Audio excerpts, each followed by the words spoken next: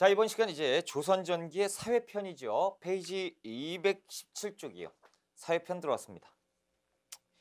자, 사회편 같은 경우는 이제 신분제를 공부를 해봐야죠. 그렇죠? 조선전기 신분제예요. 신분제. 그래서 조선전기는 일단 15세기 때 15세기 때 이제 양천제로 시작이 됩니다. 자, 이 조선전기 신분제 그 책을 한번 볼까요? 뭐 그림이 나와 있죠. 책이 그냥 잘 돼 있어요. 217쪽. 그래서 이제 신분제도에서 첫 번째, 양천제도 두 번째, 반상제도 이렇게 돼가지고 그 자료 플러스에 보면 이렇게 딱 구분이 돼 있죠. 이게 뭐냐? 자, 일단 그 조선 전기뿐만 아니고 조선 후기, 조선을 전체적으로 그 우리가 그 양천제가 이제 법제화됩니다. 그래서 법적으로는 양천제예요. 이것이 이제 조선 끝까지 가요. 이상한데요? 뭐가? 이 반상제로 알고 있는데 그거 설명드릴게요. 일단 그 양천제가 법적으로 이렇게 끝까지 되는 건데 양천제라는 것은 거기 책에 나와 있는 것처럼 일단 양인과 천민으로 구분이 돼요.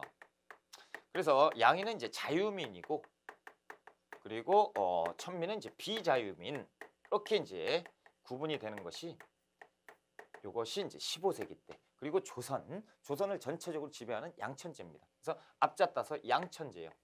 그런데 이 양인에는 어떤 사람들이 이제 속해 있냐면 양반이 있죠.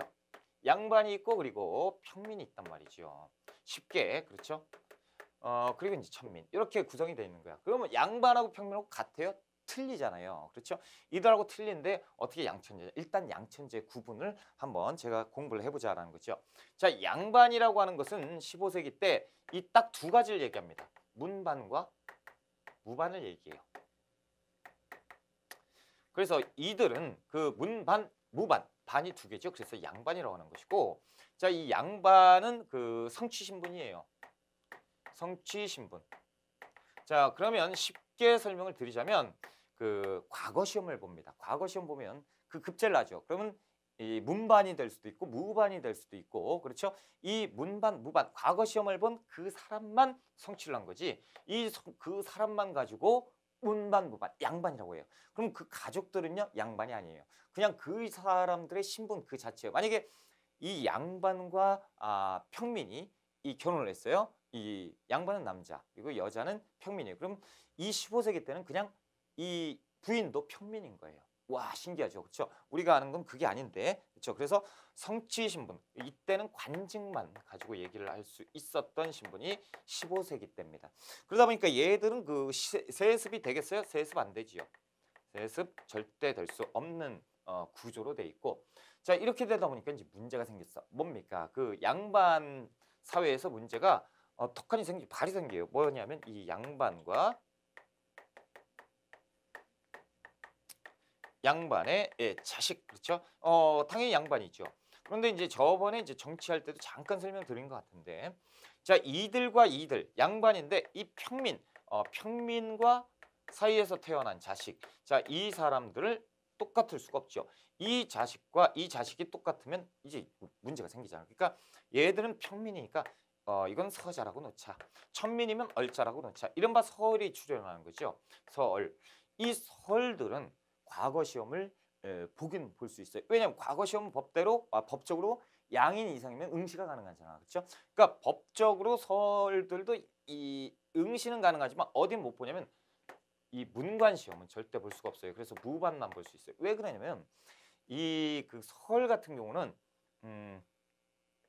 보세요. 문반에다가 서울 출신이 문반이 돼버리잖아. 그러면 이 관료주의 사회에서 양반들이 제일 최상위 계층으로 문반을 놓고 있는데 이 문관들이 이 서울과 섞여 있으면 짜증나죠. 그러니까 얘들 도태시켜버려요. 그래서 얘들을 중인으로 놔요. 근데 중인이 없잖아요. 이 구조상. 그렇죠. 그래서 문제가 생기니 이제부터 양반이 있고요. 그리고 양반과 그 평민은 이제부터 상민이라고 불러요. 이 사이에 중인 신분을 싹 집어넣어요. 중인은 누구? 설. 이런 친구들이 이제 중인으로 가는 거예요. 그러니까 양반도 아닌 것이 상민도 아닌 것이 이 이상한 관계 있죠? 요 가운데 이상한 세력들이 생긴 거야. 그래서 중인으로 놓게 되고 그리고 이제 천민이 그대로 가는 거죠. 자, 그래서 이것을 16세기 반상제라고 해요.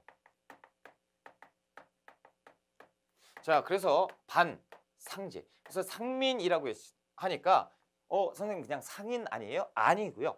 이 상민에는 농민도 있고 그리고 수공업자도 있고 상인도 있고 모두 다 통칭해서 상민이라고 불러요.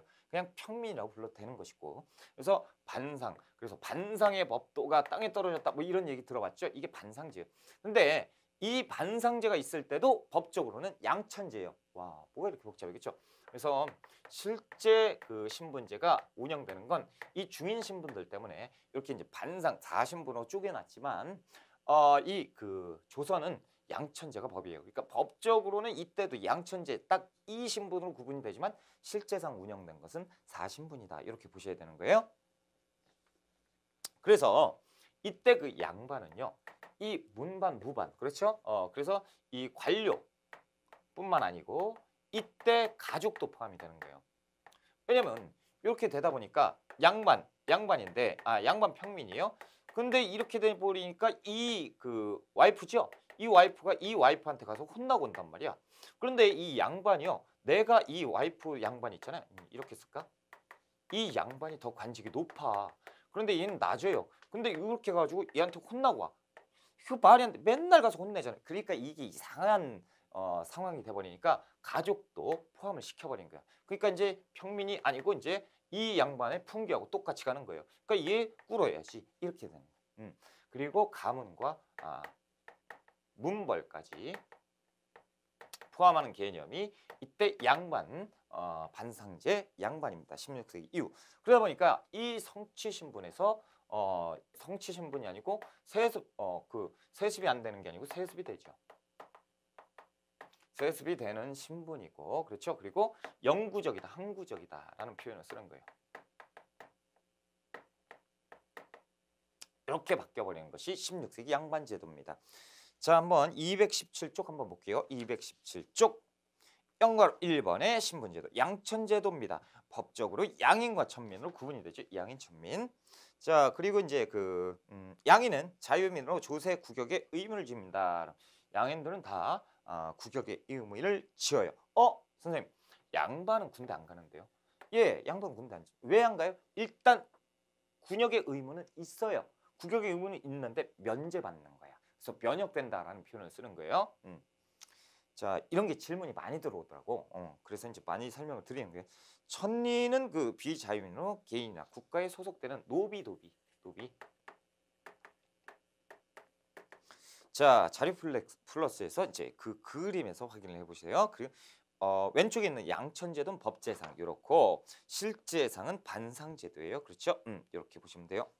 자, 양괄호 이번에 신분질서의 확립. 이것이 이제 그 요때 한번 구분해서 보자라는 거지. 양반 의미 문반과 무반을 아울러 부르는 명칭인데 신분으로 정착이 됐어요. 그렇죠? 신분이 정착. 기반 경제적으로는 지주겠죠. 양반이니까 지주예요. 그렇죠? 땅을 많이 갖고 있을 것이고 정치적으로는 관료층, 특권 계층이겠지. 상위 신분이잖아요. 그렇죠? 자, 218쪽. 양반의 특권을 제도합니다. 각종 구격을 면제받아요. 그렇지? 그러니까 얘들이 그 미친 듯이 공부해가지고 관료가 됐잖아요. 그렇지? 양반의 반열이 올랐는데 얘들하고 똑같으면 안 되잖아. 그러니까 올라서 특권을 제도화시키기 위해서 구격을 면제시켜요. 과거 응서 청거로 관직을 독점하는 애들이 양반. 자, 리을번 양반의 기득권 유지를 위해서 사족의 범위를 축소합니다. 자, 이들이 점차적으로 우리만 양반이니까 양반들은 이런 것을 지녀야 돼. 그런데 니들이 뭔데 하면서 이상한 걸 빼죠. 그것이 그 리을반 양반의 기득권 유지를 위해서 사족의 범위 축소, 향리, 서리, 기술관, 영리 이런 친구들을 하급 지배층으로. 그러니까 얘들은 좀 이상하지. 관련돼 평민을 놓기는 애매해요. 그래서 중인으로 빼는 거예요. 자, 서를 차대합니다. 그래서 서를 점차적으로 중인으로 빼버리고. 동그라미 2번에 이제 중인 계층이에요. 그래서 기억번 의미, 좁은 의미로는 이제 보통 기술관 이런 친구들, 넓은 의미 기술관 플러스 설, 그리고 향리, 설이 이런 양반도 아닌 것이 상민도 아닌 것이 이상한 계층 중인으로 놨다라는 거죠. 구성, 그래서 역관, 의관, 율관, 상관 등 기술관이 있다라는 거죠. 역관은 그 통역관을 얘기해요. 통짜를 뺀 거예요.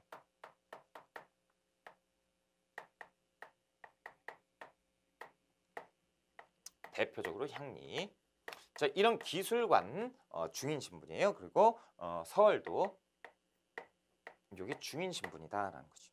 중앙관청의 설이 이렇게 보고 향리, 지방관청의 이제 그 실무를 담당했던 향리 있죠. 이 향리 같은 경우는 조금 써놓을까요? 향리를 조금 보고 가자. 이상하게 향리가 시험에 잘 나오니까요. 자, 고려초. 고려초에는 향리는 지방 호족과 육두품이 그렇죠. 중앙 권력에서 밀려서 향리로 빠졌잖아요. 그러니까 이 왕실에서 대접을 해줬어요. 태조 왕건이 극진히 대접을 해줬던 것이 이제 고려초의 향리예요. 그런데 이제 고려 중기로 가면서 나뉘게 되지요. 그렇죠. 그래서 상층 향리 그리고 그 하층 향리로 나뉘게 되는데 지방 행정 실무를 담당했다라는 거죠. 하지만 이때까지만 해도 뭡니까? 위세가 대단했어요. 이들은 여기 세습되는 것과 함께 뭡니까? 그 국가에서 토지도 하사받지요. 자, 그러면서 이제 조선으로 갑니다. 조선으로 가면 이 그 조선 전기로 가면 향리들이 위세가 낮아지느냐? 일단 고려에서 조선으로 간 바로 직후잖아요. 그러니까 똑같아요. 이때까지도 위세가 좋아졌는데 조선 후기로 가면서 이상해지는 거야. 조선 후기로 가면서 토지 지급이 없어져요. 토지를 받지 못하고 그렇죠. 그러다 보니까 이제 농민을 수탈하게 되고. 자, 역시 이때도 지방의 행정 실무를 담당하는 건 마찬가지예요. 그래서 이렇게 이제 보고 넘어가자라는 거예요. 이게 시험 나온 적이 있어요. 이거. 고려초의 왕실의 대접이 굉장히 좋았다. 그러니까 설마 향리겠어? 향리 얘기가 나온 적이 있어요. 자, 설은 설은 여기 있네. 중서라고도 불렀습니다. 중서, 설. 그래서 서자, 평민의 자식. 그렇죠? 얼자, 천민의 자식. 이렇게 해서 구분이 되는 것이 설. 그래서 설은 또 써야겠네. 조금 지울까요? 칠판은 안 지우고 쓰려고 했는데 안 되겠어요. 지워야겠어요. 16세기 반상제만 놔두고 설을 차대법. 그렇죠? 이거 정치편에서 한번 또 해드렸어요. 그럼 또 나왔으니까. 태종 때 서울 차대법. 그래서 경국대전에서 차별을 법제화했죠. 이것도 내용 꼭 기억을 좀 해두세요. 그래서 왜냐하면 시험에서 설은 조선 초에 차별하지 않고 경국대전 이후에 차별했다. 이런 내용이 시험에 나왔단 말이죠. 그러니까 초기부터 차별을 하기 시작했다라는 거 알아두셔야 돼요. 성종 때 경국대전. 자, 디귿번 생활. 전문 기술과 행정실무를 담당했죠. 그리고 직역에서 같은 신분 아래서 혼인. 이들끼리 혼인을 하기 시작해요. 그러니까 이게 왜 그러냐면 이들은 분명히 중인인데 양반에는 못 끼죠. 그렇다고 얘들이 결혼을 잘못하는 순간 상민이 될 수가 있어. 그러니까 지들의 특권을 유지하기 위해서 이렇게 자신들 가문끼리 결혼을 하는 거예요. 신분끼리. 대우 초기에 능력이 뛰어난 기술 관리 중에 고위관직으로 올려놓은 사람들이 있었는데 점차적으로 성리학이 그 보편화되면서 기술을 천시합니다. 그러다 보니까 얘들도 천시받아요.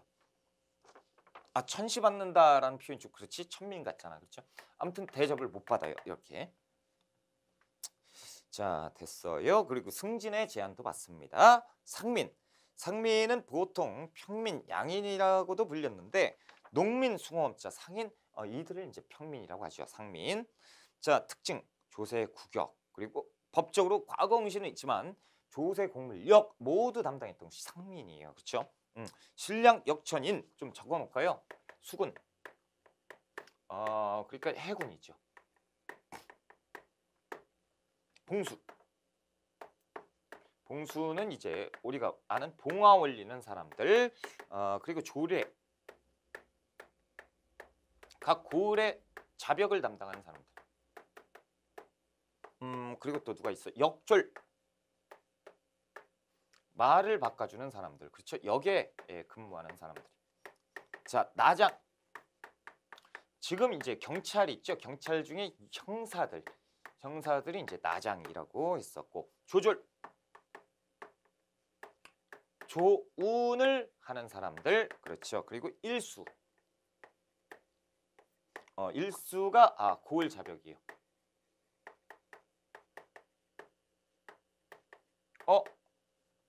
자벽. 조례는 고을도 맞죠. 관청에 보통 관청의 잡일을 보는 사람들 조례. 자, 이렇게 이제 봅시다. 이 사람들을 이 신량 역천이라고 합니다. 신부는 양인이지만 천안일에 담당하는 사람들이죠. 이들을 가지고 칠반천역이라고도 해요. 천안일에 담당하는 7가지 사람들, 이 사람들이에요. 그렇죠? 그래서 이렇게도 구분을 하셔야 돼요. 이게 이제 출연한 적도 있어요, 시험에. 제가 알려드리는 건 다 시험에 나와요. 그렇죠? 내가 이 옛날 얘기처럼 선생님 그게 아니고 시험에 나와. 시험에 나오는 거예요. 제발 믿으세요. 그렇죠? 참 사람들이 이거 옛날 얘기 그럼 참 왜 저런 걸 시험에 나오니까. 그렇죠? 자, 천민 들어갑니다. 천민은 보통 이제 노비, 그리고 예전에 백정, 독축업에 종사하는 사람의 백정. 고구려 시대는 이제 평민이었지만 농민이었지만 아니다라는 게, 백정은 이제 천민이고, 이제 무당이라든가, 그렇죠? 광대 이런 사람들이 다 천민입니다. 그래서 이제 거기에 보면 천민의 대부분은 노비고 재산으로 간주가 되는 사람들이 이 천민이었다라는 특징이 있어요. 부모 한쪽이 노비면 그 자식도 노비가 된다. 뭐예요? 일천즉천이지요. 선생님 이상한데 뭐가? 고구려 시대에 일천즉천 아닙니까? 맞아요. 근데 이것이 조선까지 가는 거예요. 조선 전기까지 가는 거예요. 자, 이것이 이제 후기에 가면 조금 이따 이제 바뀌어요. 후기에 가면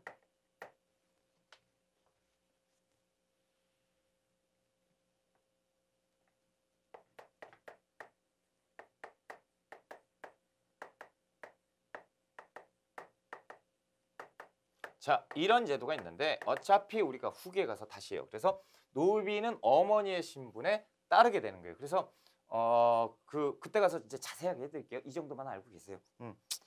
자, 종류 공노비와 사노비가 있는데, 공노비 거의 고구려 시대 때 했던 노비제도 있죠. 그거 이제 준용하시면 돼요. 거의 똑같아요. 공노비 선상노비입니다. 그래서 관청에서 자벽에 종사하는 이병노비를 얘기하는 것이고, 특징이 있어요. 60세가 되면 면역을 해요. 그러니까 어떻게 노비가 60세가 된다고 노비에서 풀리느냐? 거의 풀리는 거죠. 그러니까 60세가 되면 면제해 준다라. 자, 납공노비 관청 밖에서 거주하면서 신공을 납부하면 되는 노비예요. 자, 산업인 솔거노비와 외거노비가 있죠. 그래서 솔거노비 주인과 같이 살고 외거노비 따로 살고 대신 신공을 납부하면 되고, 그렇죠? 자, 미음번 보면 유해잡직이 있어요. 유해잡직이 뭐냐면 노비예요. 그래서 왼쪽 날개에 보시면 이제 나와요. 노비는 원래 교육을 받을 수 없고, 그러나 그 아랫줄에 두 번째 줄 끝에 그러나 공노비의 경우 천인들의 관직인 문무잡직인 유해잡직이 임명될 수 있었다. 천민들도 관직이 있었구나. 그렇죠? 이것만 조금 보시고 맨 아래 보시면 끝에 하급 기술직이다라고 명시가 돼 있죠. 그래서 이런 게 있었구나 보시면 돼요. 자, 219쪽 넘어갑니다. 자, 양고려 선분의 호적과 호패가 있어요. 호적제도. 여러분들 호적 아시죠? 여러분들 호적 갖고 계시죠? 그 호적 똑같은 거예요. 자, 의미 호주를 기준으로 가족에 속하는 사람들의 신분에 관한 기록을 한 공문서다. 똑같죠. 기록, 호주의 거주지, 거주지, 그리고 본관, 직역, 그리고 사조, 직역의 이름 뭐 이런 것들을 적어 놓은 거예요. 호주와 그러면 사조가 뭐냐? 조상이죠. 아버지, 할아버지, 그 증조 할아버지 이렇게 해서 이렇게 이제 되는 거예요. 호주와 호주의 처 혹은 자녀 그리고 동거하는 가족, 소유하고 있는 노비 이런 재산도 이제 적어놨다. 자, 그 디귿번에 보시면 특징이 나오는데 호주의 신고를 바탕으로 작성하고 몇 년? 3년이에요. 3년. 이거 아주 장난쳤다니까. 그렇죠?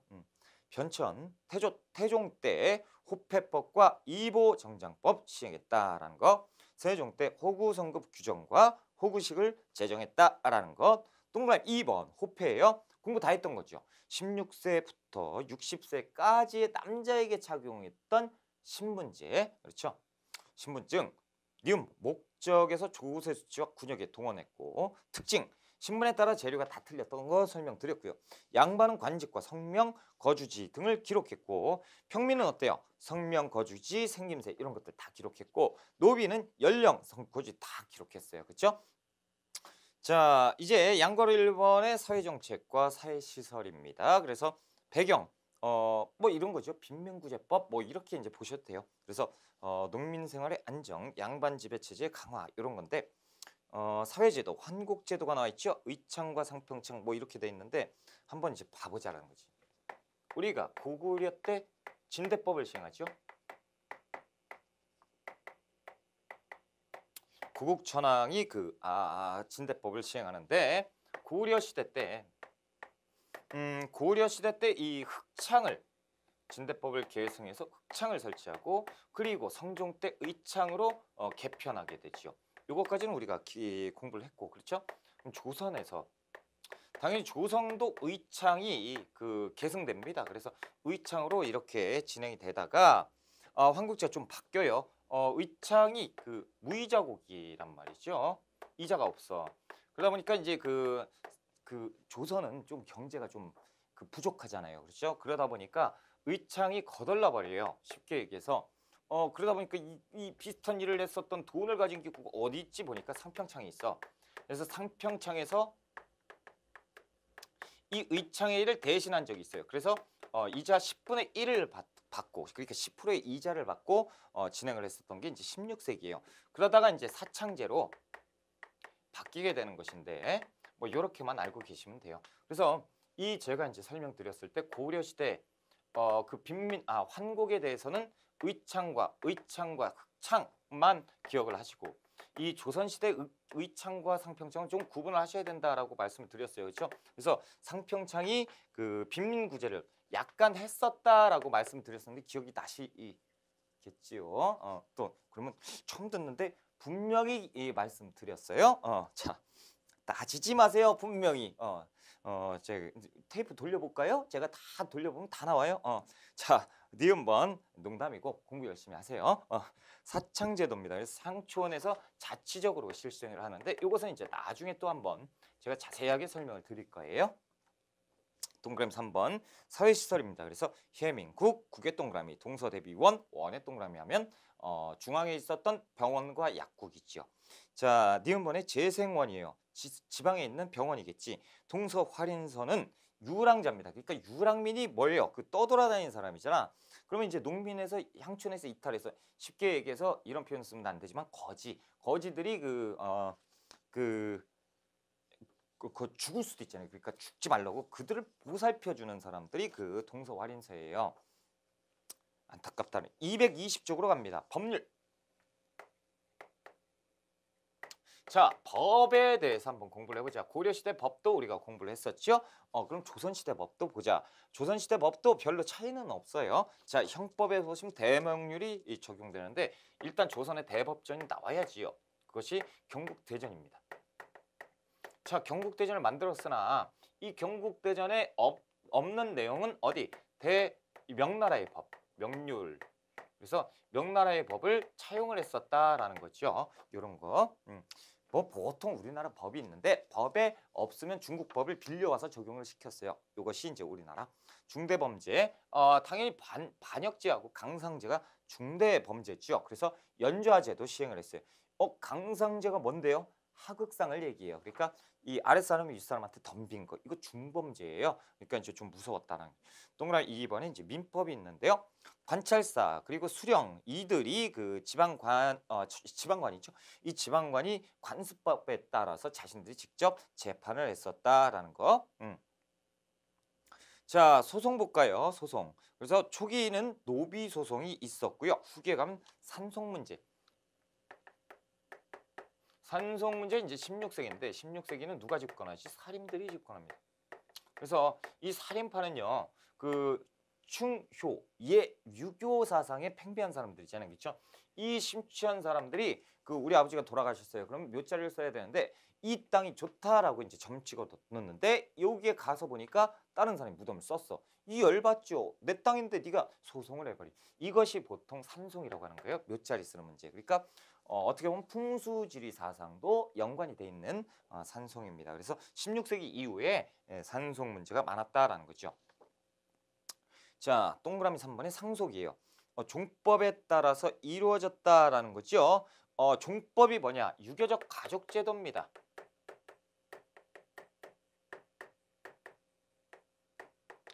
자, 이것은 뭐냐면요. 그 친족 체제.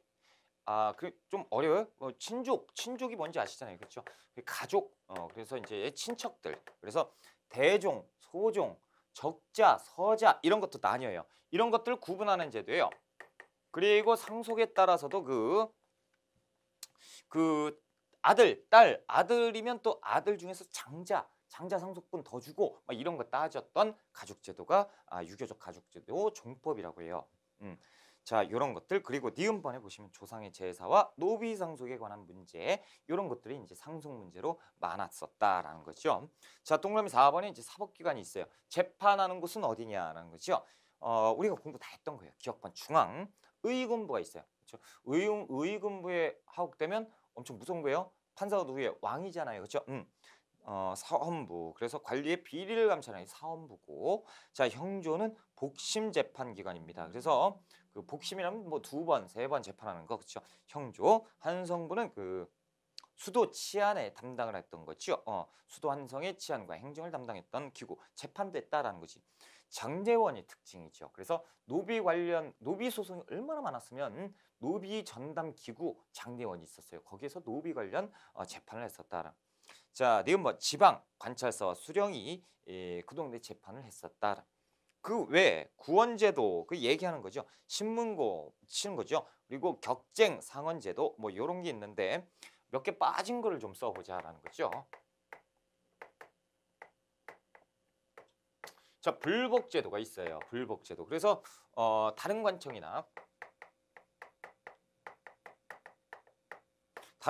혹은 상급관청에 재판을 다시 소송을 하는 거예요. 여기에서 깨졌어요. 그러면 다시 한번 이거 지금 오늘날 뭐랑 비슷해요? 상소하고 비슷하죠. 그래서 상소제도도 있었다. 다른 관청이나 상급 법원에 이제 소송을 하는 거죠. 이때는 법원이 없으니까 관청이라고 하는 것이고. 자, 그리고 거기에 보면 격상, 격쟁, 상언 이런 것들 있죠. 이것은 뭐냐면 격쟁은 왕이 행차할 때 보통 하는데 징을 막대해요. 땡땡땡. 그럼 왕이 뭐가 이렇게 시끄러워? 그럼 볼 거 아니에요, 그렇죠? 왕이 행차할 때 격쟁을 쳐가지고 억울합니다 이렇게 얘기하는 거고 신문고는 북치는 거잖아요, 그렇죠? 이런 거. 그리고 또 그 세종 때 삼심제에 대해서도 하나 알아놓자라는 거죠. 금구삼복법.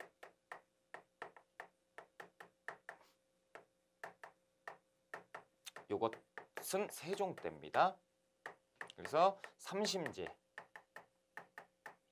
이런 것도 있었다라는 거죠. 그래서 1심은 지방관, 관찰사, 뭐 한성부 이런 데서 하는 것이고 그래요. 한번 나온 적이 있으니까 예전에 나왔으니까 한번 적어 드릴게요. 지방관이 하고 그러니까 관찰사 그렇죠? 수령 뭐 여기 다 포함되는 거 한성부에서 1심을 하고요. 그리고 2심은 이제 형조에서 합니다. 형조. 그리고 3심 어디에서 하겠어요? 의금부에서 해야지. 그렇죠? 의금부에서 합니다. 이것이 이제 금구삼복법이에요. 그래서 요거 한번 살짝 알아보자라는 쪽에서 이제 보고 넘어가는 거죠. 자, 3번 성리학적 사회 질서의 강화입니다. 양거로 1번의 성리학적 질서의 강화. 그래서 동그라미 1번 명분론이에요. 우리가 이제 그 정치편에서 그 붕당 정치를 봤잖아요. 그렇죠? 붕당 정치 보니까 명분의 의리 명분, 그렇죠? 서인 대표적이죠. 신분제 사회 질서 유지 목적이었고 이들이 강조한 것은 삼강 오륜이다라는 거죠. 도덕을 강조합니다. 그래서 위아래 알아봐야지 뭐 이런 것들이죠. 자, 양거로 2번에 예학과 보학의 발달인데 예학은 예절에 대한 학문이지요. 그래서 예학에 대해서는 일단 우리가 봤죠. 방금 이 책에서 봤듯이 뭡니까? 삼강오륜을 기본적인 덕목으로 채택을 해요. 그래서 이 기본적인 덕목을 가지고 공부를 하자. 그래서 결국에는 결론만 말씀드리자면 가부장적 사회질서, 사회로 구현을 해버리는, 그렇죠? 그래서 이 예학의 발달로 삼강오륜을 강조하다 보니까 이 가부장적 사회질서로 가버린다라는 거죠. 그래서 이들이 강조했던 것이 가묘예요. 가묘. 집안에다가 이제 만들어 놓는 거죠. 사당, 이런 것들. 가묘 사당을 건립하기 시작합니다. 그러니까 그 살림이 집권했을 때 살림답지요. 그리고 여기에서 이제 예학을 보급을 해요. 우리 윗 어른들을 잘 보셔야 된다. 뭐 이런 거겠지. 그러다 보니까 이것이 뭘로 확대가 돼요? 예치까지 가요. 하물며 우리가 그러는데 왕도 그래야지 그러면서 예절을 강조하죠. 그러다 보니까 이 왕도 이것에서 벗어나면 안 된다. 그래서 예속 논쟁으로 확대가 되는 것이 이 예학이에요. 자, 의미, 종족 내부의 의례를 규정한 것이지요. 특징, 양반 4대부의 신분적 우월성에 강조해 이용을 합니다. 산림강 전쟁의 구실로 이용됐으니 현종 때 두 차례 예속 논쟁이 전개가 되는 거죠. 무엇 때문이다? 예학 때문이다라는 거죠. 자, 보학 볼게요. 보학은 앞에 뭐가 빠졌어요? 족자 빠진 거죠. 족보학문이에요. 그래서 족보, 이제 이때부터는 줄줄줄 외우고 다니는 거예요. 우리 할아버지가 몇 대조 할아버지는 어떻고 몇 대조는 몇 품이었고 몇 품이었고 막 이렇게 외우고 다니는 거죠. 자, 이것은 왜 그러냐면 의미 한번 볼게요. 가족의 내력을 기록한 문서죠. 우리 할아버지는 몇 품, 우리 아버지 몇 품, 나 몇 품, 뭐 이렇게 해서. 자, 목적, 종족 내부의 결속을 강화했다라는 거죠. 그래서 이들은 친족, 공동체, 유대를 강화하는 거. 자, 요런 것에 이제 활용했던 것이 보학이에요. 문벌과 과문의 과시죠. 그래서 무엇을 강조하고 싶은 거예요? 신분적 우위를 확보하는 것. 우위를 확보하는 거죠. 자, 요런 것들을 이제 강조하는 거죠. 결혼 상대자나 붕당을 구분하는 그래서 이제 우리 가문이 몇 품 이하의 가문과 결혼한다? 말도 안 되는 소리다. 뭐 이런 걸로. 그래서 점차적으로 예학 보학이 발달하면서 폐쇄적인 사회로 가게 되는 거죠. 그래서 예학과 보학에 의해서 이들의 그 영향, 이것이 발전하면서 무슨 일로 어떤 것에 영향을 주었느냐? 요건데, 자, 신분적 우위를 확보합니다. 누가요? 양반이지요. 그래서 양반 사림들의 신분적 우위 이런 것에 확보하는데 영향을 줬던 게 예학과 보학이고요. 그리고 훨씬 더 중요한 게 점차적으로 가부장적 사회로 가죠.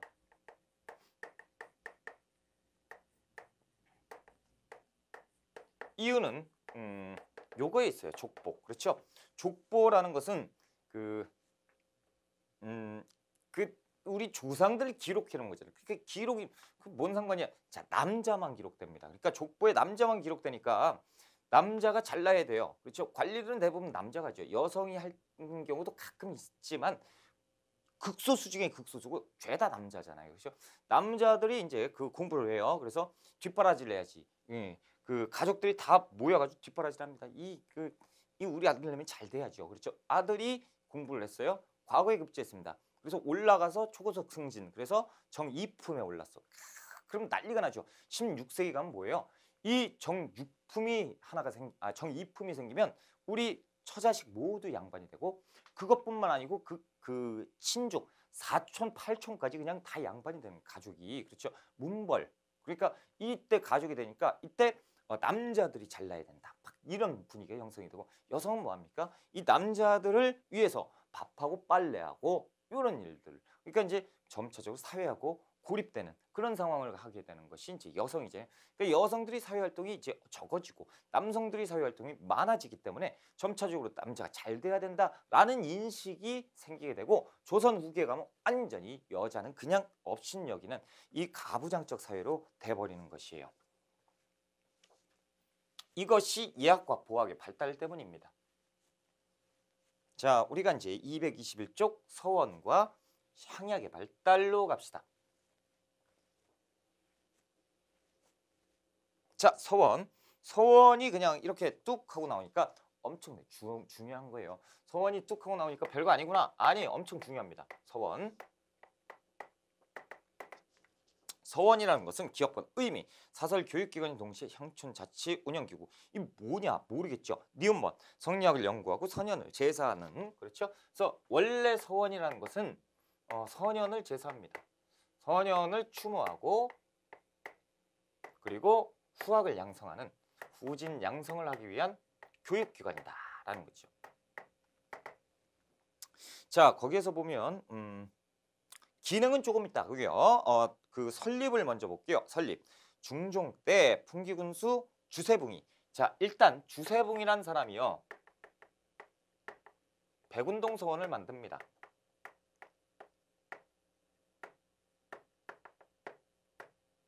자, 최초의 그 사획서원이라고 불리는 백운동 서원을 만드는데 이것을 누구? 중종 때 주세붕이 만드는데요. 이것을 이황이 건의를 해요. 그래서 이황이 왕한테 직접 건의를 해서 이것을 그 사획을 받아요. 그래서 최초의 사획서원이 되는 것이 백운동 서원인데 무엇으로 받느냐? 소수서원으로 받아요. 와, 엄청 복잡하죠. 이 내용은 제가 바로 설명을 드릴게요. 지금 자, 서원이라는 거는 그 지역 특히 이제 지방에 자, 이렇게 이제 서원이 돼 있어요. 그래서 이게 백운동 서원 적혀 있겠지. 그쵸? 자, 이 서원이라는 건 뭐 하는 거냐면 그 동네에 그 선현을 추모하고 후진을 양성한다. 그러니까 이 동네에 그 높으신 분들 있잖아요. 그 돌아가신 분들, 그분들을 제사를 지내고 그리고 그 동네에 그 양반 유생들 있죠. 이 그 제자를 양성하기 위해서 이 서원에 들어가지고 공부를 하기 시작하고 거기 서원에 이제 훈장님이 공부를 가르치는 이런 교육기관인데 이 교육기관에서 이황이 이 백운동 서원을 가지고 왕한테 건의해요. 그래서 사획을 좀 해주세요. 왕이 사획해 줍니다. 사획이라는 건 뭐냐면 이 현판 있죠. 이 현판을 왕이 직접 써주는 거예요. 근데 이 서원의 이 현판의 이름을 소수서원이라고 써준 거야.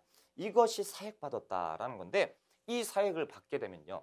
요게 이 관련된 토지 그리고 이 관련된 그 관청의 서원의 운영 경비 이런 것도 다 지급받고 그리고 그 노비까지 하사받아요.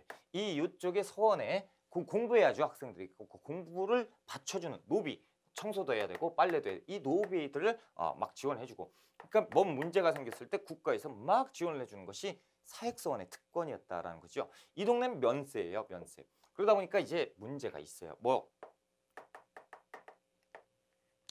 자, 동네 사람들이요. 예전에 서원 지나가면 그냥 지나가면 됐어요.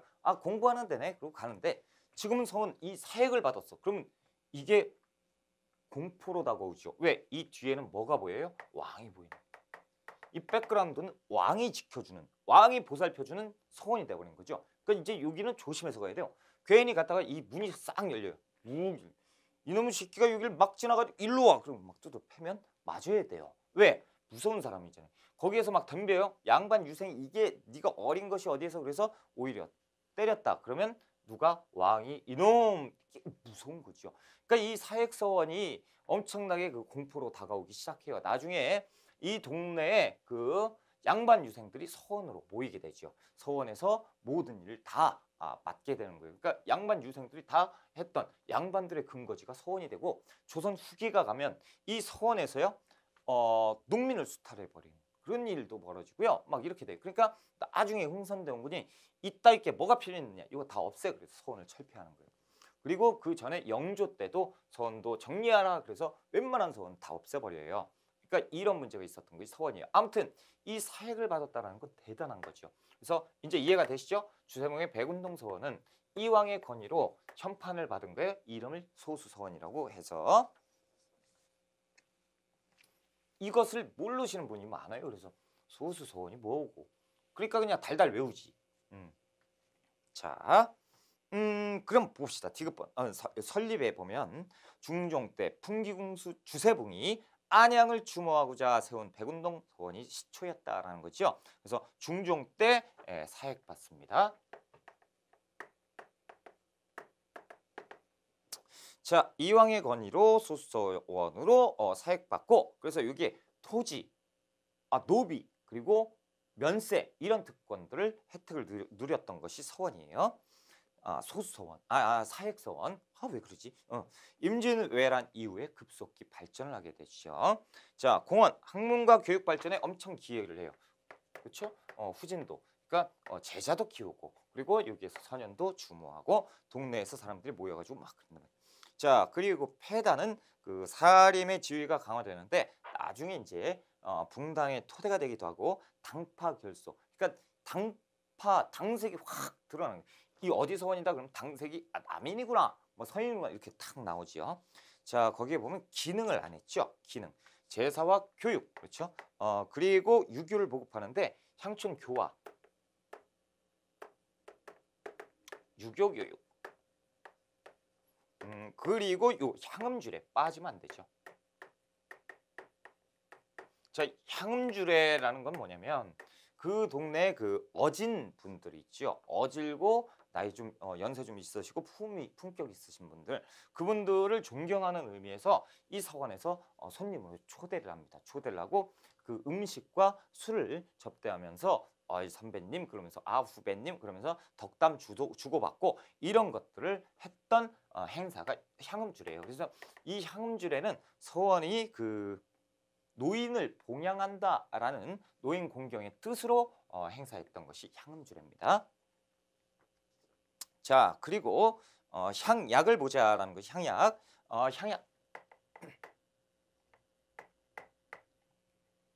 향약은 무엇을 줄인 말이죠? 향촌의 자치구역을 줄인 얘기다. 그래서 향약이라고 불렀고 목적은 마을 단위로 공동체 생활, 서로 돕는 분습, 유교, 윤리, 보급 뭐 이런 건데 쉽게 얘기해서 미풍양속이에요. 미풍양속을 계승하는 것이다. 그리고 그 동네에 향촌을 교정교화하는 역할을 했었다라는 거죠. 자, 그래서 미풍양속의 삼광오륜.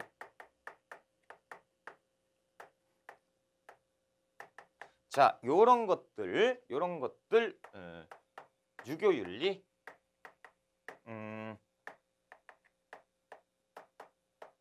뭐 어렵지요? 뭐 그런데 이렇게 한 건데 뭐 별거 없어요. 그렇죠? 미풍양속을 계승한 유교 윤리다. 뭐 요렇게들 이제 보시면 되죠. 그래서 삼강오륜이 기본이었다. 그리고 풍속을 교정교화했다.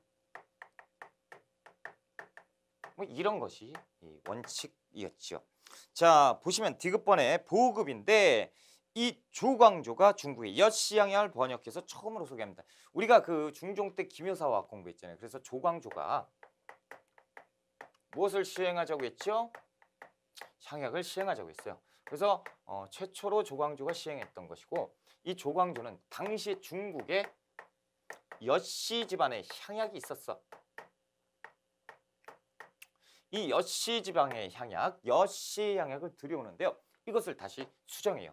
우리 그 풍속에 맞게끔 수정을 해서 시행하는 거예요. 수정 발전 뭐 이런 표현이 맞겠죠, 그렇죠? 그래서 시험에서 중국의 향약을 그대로 들여왔다. X 우리 걸로 고쳤어요. 그래서 우리 걸로 우리 그 실정에 맞게끔 바꿔서 시행을 한 것이 향약이에요. 시험 잘 나와요. 이상한 걸 물어봐. 이런 걸 가지고 막 꼬아서 냅니다. 자, 대표는 이황의 이해한 향약, 이해해주 향약, 서원 향약. 특징 향촌사회 풍속을 교정 교화하는 것, 질서를 유지하고 치안을 담당하는 것이죠. 향촌사회에서 이게 또 중요하죠. 향약은 그들, 특히나 살인. 자, 이들의 특권을 강화하기 위한 거잖아. 그렇죠? 그래서 살인의 지위가 강화되었다. 라는 것도 이제 구분을 해 놓으셔야 돼요. 자, 운영은 어디에서 했느냐? 운영도 하나 적어 놓자라는 거죠. 운영은 보통 이제 그 향교, 그리고 이제 서원, 그리고 이 향약을 원칙적으로 만들었던 데가 보통 어디죠? 유향소죠. 자, 유향소, 향교, 서원 이런 데서 운영을 했었단 말이죠. 그러니까 예전에 저 서원에서도 이 향약도 왜 그래요? 양반들이 다 있으니까. 그렇죠? 자, 이렇게 해서 운영을 했고, 폐단은 나중에 이들이 이 향약을 뭘로 백성들 수탈하는 데 써버려요. 그러면 답이 안 나오죠. 그 동네 법을 막 바꿔가지고 수탈하는데 누가 이겨요? 그렇죠? 힘들었다. 자, 향약에 참고적으로 이제 4대 덕목이 있어요. 이것도 하나 알아두셔야 돼요. 첫 번째로 덕업상권이 있고요. 예속상교가 있어요. 그리고 과실 상규가 있고요. 그리고 환난 상휴이 있어요. 그래서 이것이 4대 덕목. 자, 보세요. 덕업상권. 덕이 있는 것은 서로 권하자. 예속상교. 그 예절을 서로 위아래를 알아봐야 된다. 그렇죠? 과실상교. 잘못이 있으면 서로 잘못을 따져가지고 서로 분배를 해야 된다. 환난상교. 어려운 일이 닥쳤을 때는 서로 도와줘야 된다. 이 네 가지가 기본적인 향약의 4대 덕목이다. 자, 페이지를 한번 넘겨볼게요. 자, 그 223쪽이에요. 3번에 향약 사료. 세 번째 줄에 뜻을 자세히 적어 모임이 있을 때 진술하고 사람을 시켜서 약정이라고 되는데, 약정은 향약의 간부입니다. 약정 나오면 향약 얘기구나 이렇게 아셔야 돼요. 자, 그 아래에 이제 그 향약의 4대 덕목, 그렇죠? 이렇게 나와 있으니까 한번 보시고 224쪽 문제 한번 볼게요. 조선시대 여러 제도와 사실 중 1번 그 성격이 다른 하나는, 자, 1번 동서대비 원 중앙 구호시설이죠. 빈민구제예요. 의창 환곡이죠. 빈민구제. 3번 해민국 중앙의 빈민구제의 시설이죠. 그래서 약국 장례원. 아이고, 이건 노비소송이잖아요. 4번이 틀렸네요. 빈민구제인데 장례원은 노비소송을 얘기하고 있다라는 거죠. 자, 한번 그 225쪽 한번 볼게요. 6번 문제 한번 볼까? 자, 조선시대 사회에 대해서 사실과 다른 걸 찾아보자. 1번 조선 전기부터 남성 위주의 성숙이 확립되었다. 땡이죠. 이것은 조선 후기부터. 그래서 지금 지웠나? 지웠네요. 예학과 보학이 발달하면서 가부장적 사회로 간다고 그랬죠. 그래서 조선 전기부터가 틀렸다. 자, 두 번째 정답이네요. 자, 두 번째 농민은 원칙적으로 출세에 법적 제한을 받지 않았다. 그렇죠. 법적으로 양인 이상이면 응시가 가능했던 것, 과거 시험이고. 자, 세 번째 재판에 불만이 있을 경우에 상부관청에 소송을 제기할 수 있었다. 맞는 얘기고. 네 번째 동서활인선은 여행자와 유랑민의 구유를 담당하였다. 맞는 얘기죠. 그래서 틀린 것은 1번이 되겠다라는 거죠. 자, 이렇게 해서 우리가 사회편 마무리를 졌습니다. 자, 우리가 조금 쉬었다가 이제 문화편 들어가야 되니까요. 사회편 정리 잘 하시고요. 우리가 잠시 쉬었다가 들어가겠습니다.